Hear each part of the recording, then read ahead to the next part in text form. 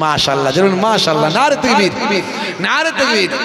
হাত কম বেশি আমরা সবাই তুলেছি, হয়তো কেউ ঘুমিয়ে পড়েছে তুলতে পারেনি, আমরা সবাই তুলেছি। বাবা জান্নাতি হতে হবে, নামাজ পড়ি আর নাই পড়ি, কথা ঠিক না বল, জান্নাতি আমাকে হতে হবে, কথা ঠিক না বল, হ্যাঁ? হাত তাহলে তুলে দিয়েছি, তাই তো? হাত আল্লাহর দরবারে উঠে গেছে, সাক্ষী হয়ে গেছে। তো জান্নাতি হতে সবাই চান, কিন্তু জান্নাতি হতে গেলে কি করতে হবে? নবী বলেছেন কি? আমার সুন্নতকে ভালোবাসতে হবে। মাথা থেকে পা পর্যন্ত দেখলে বোঝা যায় কোনো সুন্নত নাই, বলছে জান্নাতি হব, কথা ঠিক না? মিলাদুন নবীতেও যায়, আবার সকাল হলে লটারির টিকিট কেটে ভাগ্য পরীক্ষা করে ভাই। মাঝে মাঝে সিগারেটের টান মারে, ধোঁয়া উড়িয়ে পাক দিয়ে ঘুরিয়ে দেয়। আবার রাত্রে 9টা বাজলে রেল লাইনের পাড়ে গিয়ে লাল পানির বোতল মারে ভাই, আর বলে নবীকে ভালোবেসে আমি জান্নাতি হতে চাই। আছে না? না, অত সহজ ব্যাপার? তার জন্য আমাদের কাজ করতে হবে। হে তরুণ যুবকেরা, এই দুনিয়া হলো ক্ষণস্থায়ী, পরকাল চিরস্থায়ী। ভারতের গবেষণা বলছে, স্বাস্থ্য বিশেষজ্ঞরা বলছে, ভারতের মানুষের গড় বয়স হলো 60। আপনার বয়স যদি 40 হয়ে যায়, আপনি ধরে নিতে পারেন আর 20 বছর বাঁচবেন। এটা স্বাস্থ্য বিশেষজ্ঞদের মত। মেবি আপনি 100 বছরে বাঁচতে পারেন, আবার মেবি আপনি 30 বছরে মারা যেতে পারেন, আবার মেবি পেটের মধ্যে মায়ের পেটেও সন্তান মারা যায়, আবার জন্মের পরেও মারা যায়। কিন্তু একটা গড় বয়স স্বাস্থ্য বিশেষজ্ঞরা যা বলছেন সেটা আমি আপনাদের মাঝখানে বলছি। হে তরুণ যুবকেরা, আপনার বয়স যদি 50 হয়ে যায় 10 বছর বাঁচবেন। আপনার বয়স যদি 70 হয়ে যায় তাহলে 10 বছর আপনি বেশি বাঁচছেন, কথা ঠিক না ভুল? তার মানে কি করতে হবে? আপনার মারা যাওয়ার টাইম পার হয়ে গেছে, 10 বছর আগে মৃত্যু হওয়ার কথা, কিন্তু বেঁচে আছেন 10 বছর বেশি। তাহলে কি করতে হবে? তার মানে আপনি এক্সট্রা টাইম বেঁচে আছেন, এক্সট্রা টাইম বেঁচে আছেন। ক্রিকেটাররা এক্সট্রা টাইম সুযোগ পায় কখন জানেন? কখন জানেন? যখন নো হয়, নো বলে ফ্রি হিট, ফ্রি হিটে এক্সট্রা টাইম খেলে, বলে ফ্রি হিটে কোনো আউট নাই। তার মানে কি? শুধু ছক্কা মেরে যাও, শুধু কি করবে? ছক্কা মেরে যাও, আউট ফাউট তো নাই, কথা ঠিক না ভুল? তার মানে তুমি এক্সট্রা টাইম খেলছো, এক্সট্রা টাইম খেলছো। এই যাদের বয়স 60 বছর পার হয়ে 70 হয়ে গেছে, 10 বছর এক্সট্রা টাইম খেলছে। তার মানে কি করতে হবে? ফ্রি হিটে শুধু ছক্কা মারতে হবে, তাই তো নাকি? তার মানে রাত দিন ইবাদত করো, কামিয়ে নাও, রান কামাও, রান কামাও, তার মানে আমল কামাও, আমল কামাও, ইবাদত কামাও। 10 বছর এক্সট্রা তুমি ফ্রি হিট পাওয়ার সুযোগ পেয়েছো, এক্সট্রা খেলার সুযোগ পেয়েছো। কারণ ভারতবর্ষের স্বাস্থ্য বিশেষজ্ঞরা বলেছে যে ভারতবর্ষের মানুষের গড় আয়ু হলো 60। বুঝতে পারছেন কথা? না বোঝাতে পারছি না। কিন্তু বড় দুঃখ লাগে যখন 70 বছর বয়স হয়ে যায়, চাচা এখনো মসজিদে যায় না। আছে না? নাই, এখনো মসজিদে যায় না। দাঁড়িয়ে রাখার বয়স বলছে আমার এখনো হয়নি, সময় বাকি আছে। কখন পট করে মরবে আর শেষ, পটল ডাঙায় চলে যাবে, কথা ঠিক না ভুল বলে? হ্যাঁ, চাচাও ছুটছে, ছাগলও ছুটছে, ছাগলও ছুটছে, চাচাও ছুটছে। ছাগল ছুটে ছুটে মসজিদের ভিতরে ঢুকে গেছে, চাচার মসজিদে ঢুকেনি, মসজিদের বারান্দায় দাঁড়িয়ে গেছে। আসরের নামাজ পড়ে নামাজিরা বেরোচ্ছে, আর ছাগল দেখতে পেয়ে বলছে হাট হাট, ছি ছি ছি, কোথা থেকে এলো, মসজিদে ঢুকলো, কোন পায়ে এলো, কোন নোংরা পায়ে এলো, হায় হায়, নামাজিরা নামাজ পড়বে, ইস সব নোংরা করে দিল, বেরো বেরো বেরো, দুরহা দুরহা, ছি ছি ছি ছি, থো থো থো, ইস ইস ইস। ওই চাচা তখন মসজিদের সিঁড়ি থেকে সব দেখছে, দেখে কিছুক্ষণ পরে বলছে হ্যাঁ গা, তোমাদের কোনো বুদ্ধি শুদ্ধি আছে? বলে কেন? কোনো জ্ঞান গম্য তোমাদের আছে? বলে কেন, কি হয়েছে? বলে এই যে একটা অবেলা ছাগল মসজিদে নালে ঢুকিয়ে গেছে, তোমরা যেন কি নাই করছো, ছি থো থা থু হি সাজ কি বলছো? হ্যাঁ, একটা ভদ্রতা বলে কোনো জিনিস নাই। একটা অবেলা জানলারকে কি এবারে এইভাবে ছিছা থোথা করে তাড়ায়? হ্যাঁ, ওর কি বুদ্ধি আছে? আরে বুদ্ধি থাকলে মসজিদে ঢুকতো। আরে আমাকে কোনদিন ঢুকতে দেখেছো? সর্বনাশ, চাচার অনেক বুদ্ধি, মসজিদে ঢোকে নেই, বুঝতে পারছো? হাই রে হাই, রাগ করবেন না বাপ। হে তরুণ যুবকেরা, হে আমার বন্ধুরা, শুনে রেখে দিন বাবা, জেনে রেখে দেন 1450 বছর আগে আল্লাহর নবী আপনাকে আমাকে নামাজ শিখিয়েছেন। স্বাস্থ্য বিশেষজ্ঞরা বলছেন নামাজের মধ্যে আছে ভালো ব্যায়াম। 1450 বছর আগে দয়ার নবী আপনাকে আমাকে রমজান মাসে 1 মাস রোজা শিখিয়েছেন। স্বাস্থ্য বিশেষজ্ঞরা বলছেন এই রমজানের রোজার মধ্যে আছে ফাস্টিং, অটোফেজি, যে অটোফেজি করলে, রোজা রাখলে ক্যান্সারের জীবাণু পর্যন্ত মারা যায়। অর্থাৎ আমাদের শরীরের ভিতরের সজীব কোষগুলো ক্ষুধার যন্ত্রণায় নির্জীব নিষ্ক্রিয় কোষগুলো আমাদের শরীরের আবর্জনাগুলোকে খেয়ে পরিষ্কার করে দেয়। এই জাপানের বিজ্ঞানী নাম হলো মিস্টার ওসিনোরি, তিনি অটোফেজি ব্যাখ্যা দিয়েছেন গ্রিক ল্যাঙ্গুয়েজে, যার মানে হলো আত্মভক্ষণ। এই আত্মভক্ষণ করেন ভাই আমার সজীব কোষগুলো নির্জীব কোষগুলোকে আবর্জনা খেয়ে পরিষ্কার করে শরীরকে আবার তরতাজা করে দেয়। এর ফলে ক্যান্সারের মতো ভয়ঙ্কর জীবাণু থেকে মুসলমান রক্ষা পায়। এ তরুণ যুবকেরা, আল্লাহর নবী শিখিয়ে দিয়েছেন তোমরা যখন ঘুমাবে ডান দিকে কাত হয়ে ঘুমাও। স্বাস্থ্য বিশেষজ্ঞরা বলছে বাম দিকে থাকে হার্ট, বাম দিকে কাত হয়ে ঘুমালে হার্টে চাপ পড়বে, ব্লাড সার্কুলেশন বন্ধ হবে, মেবি প্যারালাইসিস হতে পারে, অসুখ হতে পারে। নবী যা শিখিয়েছেন ঠিক। হে তরুণ যুবকেরা, এভাবে একটার পর একটা যতগুলো নবী বলেছেন কথা, আমার আল্লাহ যা বলেছেন সবের মধ্যে বিজ্ঞান বাস্তবতা পাওয়া যায়। এর জন্য কেসিয়াস কেলে থেকে Gary Miller, Jennifer Michael Jackson, ইলিমা দিমা ত্রিয়াঙ্কম, mister Dew Davis, mister Braille, সেখান থেকে ডক্টর মরিস বুকাইলি থেকে শুরু করে হাসিম আমলা, জুনায়েদ জামশেদ, মেসুদ ওয়াজিল থেকে সাদিও মানে, পৃথিবীর বড় বড় কথার পণ্ডিতেরা তারা আজকে পরিপূর্ণভাবে নবীর শিষ্য হয়েছে। তাদের মধ্যে শিক্ষা আছে, জ্ঞান আছে, বিবেক আছে, অনুভূতি আছে। তারা আমার নবীর পুরোপুরি শিষ্য হয়ে গেছে, বুঝে গেছে যে ইসলাম সত্য, নবী সত্য, আল্লাহ সত্য। ইন্নাদ দীনা ইনদাল্লাহিল ইসলাম, আমি আল্লাহ, আমার মনোনীত ধর্ম হলো ইসলাম। জোরে বলুন সুবহানাল্লাহ। ইসলাম মানে কি? শান্তি। যারা শান্তির কথা বলে, শান্তির ধর্ম মেনে চলে, তারা হলো মুসলিম, যারা শান্তি বজায় রাখে। কিন্তু সারা বিশ্বে এমন একটা চক্রান্ত চলছে যেন মুসলমানরা সবসময় অশান্তি চায়। বুঝতে পারছেন? পৃথিবীতে কম বেশি প্রায় 60 খানা মুসলিম অধ্যুষিত দেশ আছে, তার মধ্যে 4 থেকে 5 খানায় সবসময় গন্ডগোল চলছে, লাগিয়ে রেখেছে। কারা লাগিয়ে রেখেছে? ওই আমেরিকা ওয়ালারা লাগিয়ে রেখেছে। ওরাই ঝামেলা লাগায়, সাপ হয়ে ওরা কামড়ায়, আবার পরে ওঝা হয়ে ওরাই ঝাড়তে যায়। সাপ হয়ে কামড়ায়, ওঝা হয়ে আবার ঝাড়তে চায়। তার কারণ কি? ঐতিহাসিক রামপুনিয়ারি বলছেন ওই 4-5টা দেশেতে তারা ভীষণভাবে গন্ডগোল পাকিয়ে সারা পৃথিবীর বুকে একটা ইসলামোফোবিয়া তৈরি করছে। এতে তাদের দুটো লাভ, কারণ ইসলাম ধর্ম সম্পর্কে মানুষ যেভাবে জানছে, বুঝছে এবং গ্রোথ ডেভেলপমেন্ট করছে, মানুষ ইসলামকে ভালোবাসছে, সেই ভালোবাসা যাতে বন্ধ করা যায় এই নিয়ে তারা চিন্তার মধ্যে আছে। কারণ তারা গবেষণা করে দেখেছে 2050 সালের মধ্যে পৃথিবীর সবচেয়ে বেশি মানুষ ইসলাম ধর্মকে ভালোবাসবে, নবীকে ভালোবাসবে। এটা সমীক্ষায় তারা পেয়েছে, সেই জন্য এক চিন্তায় আছে।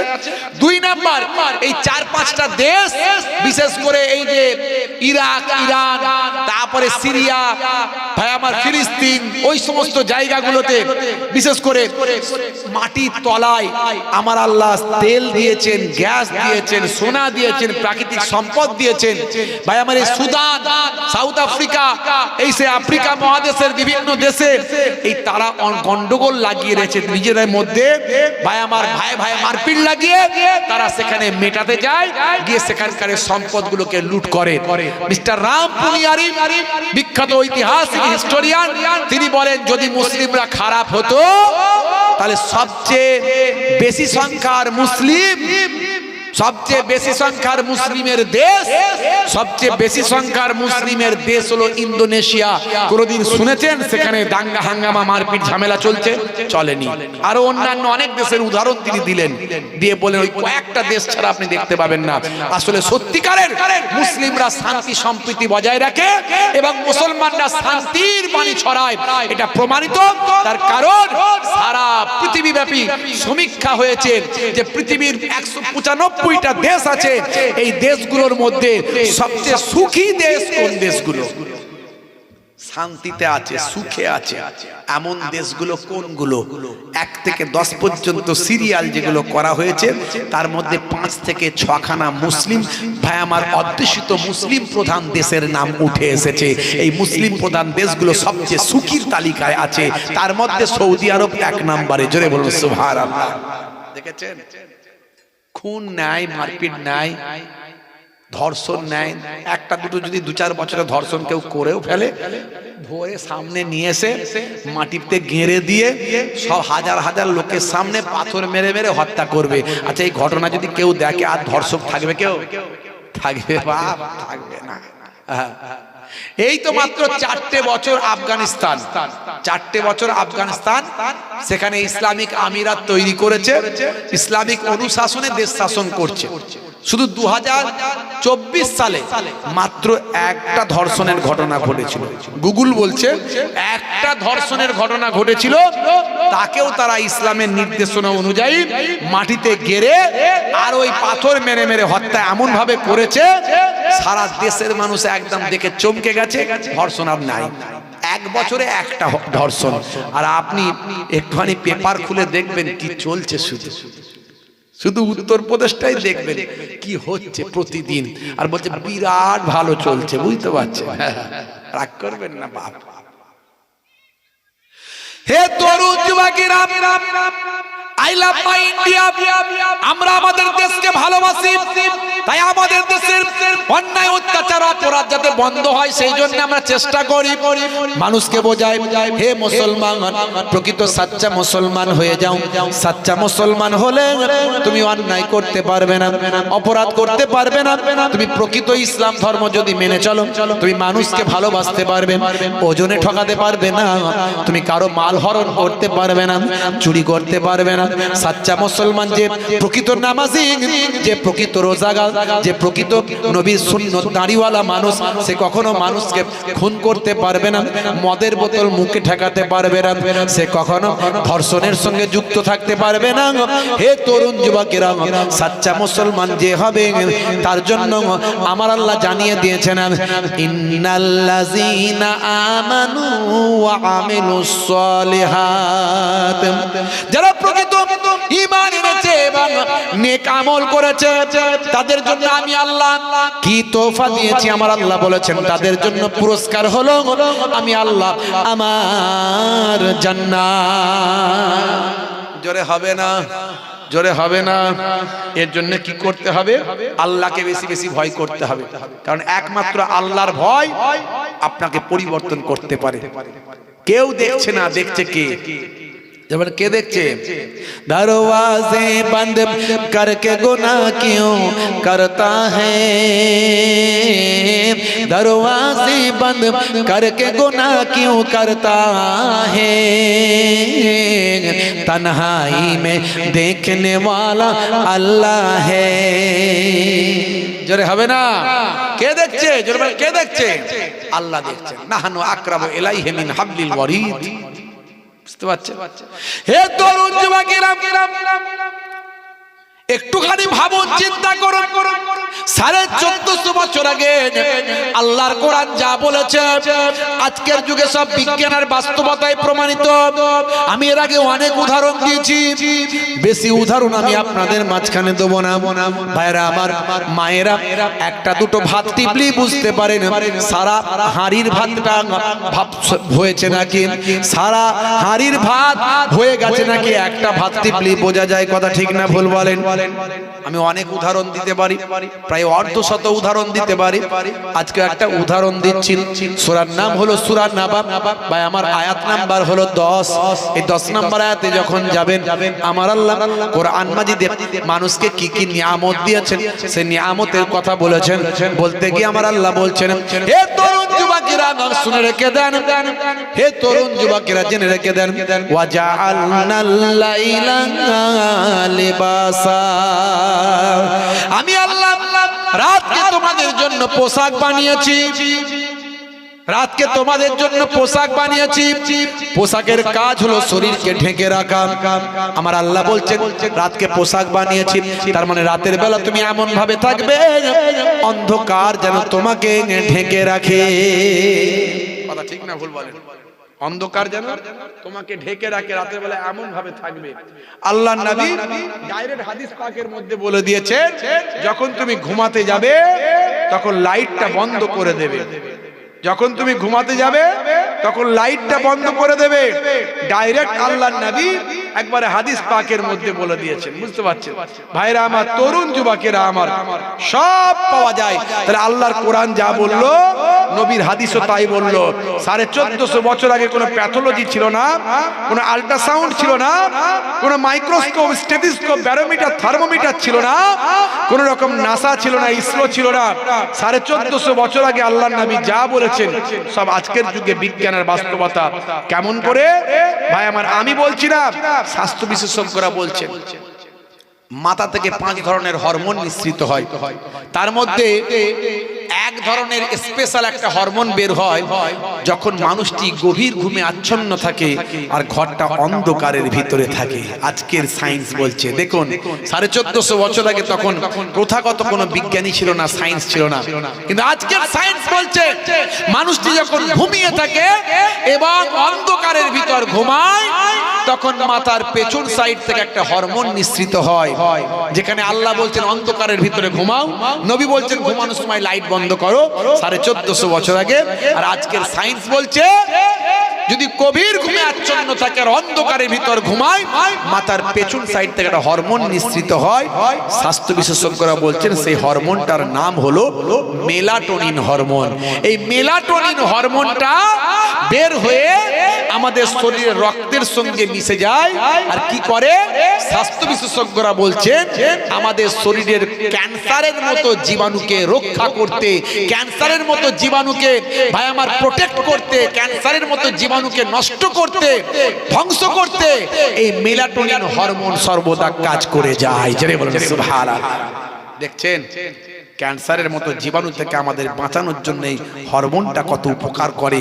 আর সেই হরমোনটা শরীর থেকে ঠিকঠাক বের হওয়ার জন্য অন্ধকারের ভিতরে গভীর ঘুমে আচ্ছন্ন থাকতে হবে। 1450 বছর আগে আল্লাহর কোরআন যা বললো আজকের সায়েন্সে সেটা ধরা পড়লো। জোরে বলুন সুবহানাল্লাহ। এরকম অনেক কথা আমার বলা যায়, আমি অনেক কথা বলতে পারি।